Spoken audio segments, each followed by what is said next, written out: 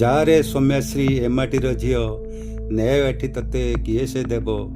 ଏତେ ଅଭିମାନ ଏତେ ଯେ ସଂଘର୍ଷ, ଏ କଳି ଯୁଗରେ କିଏ ବୁଝିବ? ତୁ ପା ଦେଖିଲୁ ଇତିଶ୍ରୀ ବେବିନା, ଆଉ ଯେତେ ଯେତେ ପୀଡ଼ିତା ଝିଅ, କିଏ ମରିଗଲା ଅବା ମାରିଦେଲେ, ସେ କଥା ଜାଣିବି କି ଲାଭ କୁହ?